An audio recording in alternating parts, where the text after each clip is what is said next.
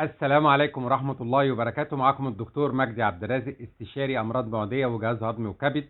أتشرف بوجودي معكم. موضوعنا النهاردة عن مرض اسمه فيروس الحصان الحزين. المرض ده أساسا اكتشفناه سنة 1885 في أحدى المقاطعات في ألمانيا، ولاية بافاريا. هذا المرض أساسا بينتشر ما بين الأحصنة وبعضها، وتسبب في وفاة عدد كبير من الأحصنة.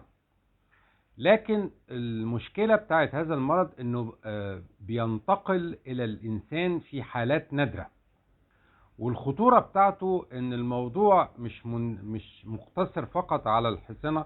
لا، ده احنا اكتشفناه ايضا في الكلاب والقطط، واكتشفناه ايضا في الخراف وفي الماشية. ده معناه ان هذا الفيروس منتشر في حيوانات كتيرة، وفي نفس الوقت ايضا انتشاره في هذه الحيوانات مش معناها ان هذا الفيروس موجود في حيوانات ألمانيا فقط. لا، احنا لقينا ايضا قطط من السويد موجود فيها هذا الفيروس، ولقينا قطط من اليابان والمملكة المتحدة موجود فيها هذا الفيروس. معنى كده ان ممكن يكون الفيروس موجود في حيوانات متعددة وفي اماكن متعددة في العالم. الخطورة بتاعت هذا الفيروس انه ابتدت عدد الحالات تزيد في ألمانيا. عادة كان بيظهر حالتين او حالة كل سنة، لكن في الآونة الأخيرة ابتدت ألمانيا تحذر من هذا الفيروس، وقالت ان ابتدت تظهر 3 حالات في هذا العام. طبعا غير ان ممكن يكون في حالات لم يتم الابلاغ عنها، يعني تقريبا في حدود 6 حالات في ألمانيا ممكن يكونوا موجودين هذا العام. هذا الفيروس من فصيلة فيروسات بورنا، ودي نوعين من الفيروسات، النوع او النمط الاول والنمط الثاني. تم عزل النمط الاول لكن لم يتم عزل النمط الثاني. دي بتسبب متلازمة عصبية معدية، اصلا بتصيب الحيوانات ذات الدم الحار زي ما قلنا: الثعالب، الكلاب، الحصنة، الخراف، الماشية، لكن نادرا ما بتصيب الانسان. وبالتالي احنا بنعتبر هذا المرض نوع من انواع الامراض التي تنتقل من الحيوانات الى الانسان. مهم جدا ان احنا نبقى عارفين ان مرض بورنو او مرض الحصان الحزين بيؤثر على الجهاز العصبي، وبيؤدي الى التهاب حمى شوكية. يعني هذا المريض ممكن يصاب بارتفاع في درجة الحرارة، تشنجات، غيبوبة، عدم إدراك. هذا الشخص ممكن يحصل له تصلب في الرقبة. للأسف هذا الفيروس ليس له علاج في الوقت الحالي، ليس له تطعيم في الوقت الحالي. هو لا ينتقل من إنسان إلى إنسان، ولكنه ينتقل من الحيوان للإنسان. طبعا احنا بنحذر لو في اي حيوان مريض ناخد بالنا. زي ما قلت لكم هو موجود في ألمانيا، لم يتم الابلاغ عن وجود هذا المرض خارج ألمانيا حتى وقتنا هذا في البشر.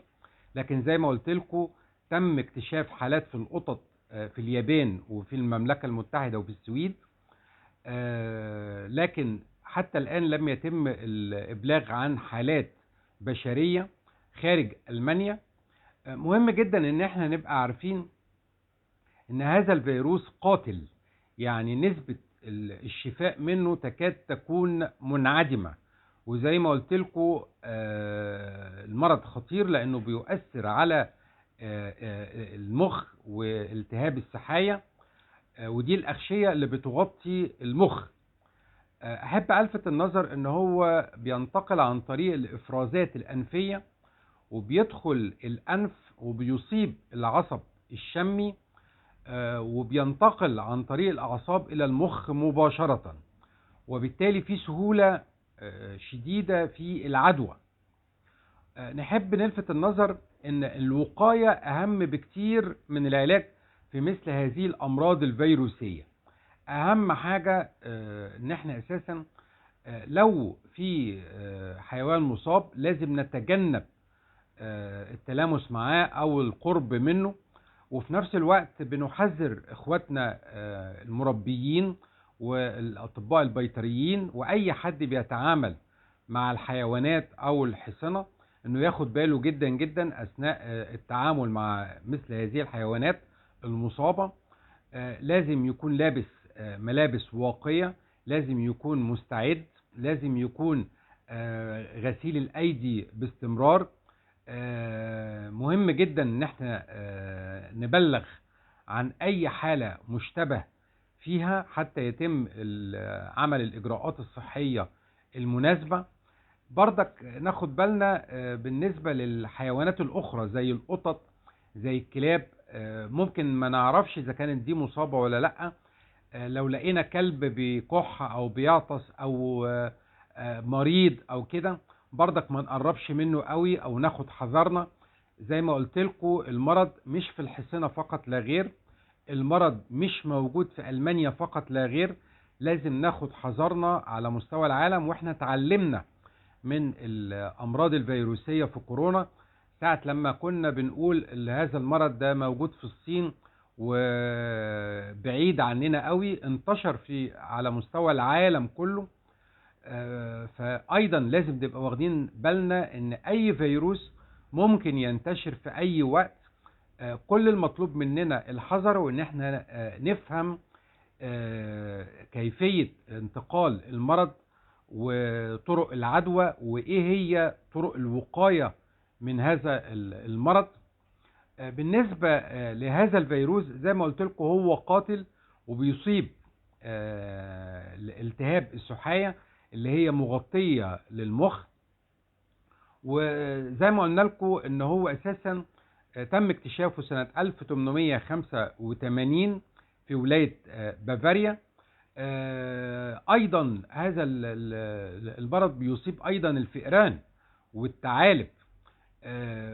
مرض بورنا ده معروف من فترة طويلة، لكن من ضمن الأمراض اللي احنا بنسميها أمراض زونوسيس التي تنتقل من الحيوانات إلى الإنسان. بعض التقارير قالت إن هو ممكن يؤدي إلى أنواع من الاكتئاب أو نوع من أنواع الأمراض النفسية، ودي ممكن تكون أحد أعراض المرض. وطبعا حاليا بيتم دراسة الأعراض الإكلينيكية لهذا المرض، مش بس بيأثر على التهاب السحاية فقط، لا ده بيؤدي أيضا لأمراض نفسية. أرجو أن كنتوا تكونوا استفدتوا من الفيديو. أشكركم جزيل الشكر، والسلام عليكم ورحمة الله وبركاته.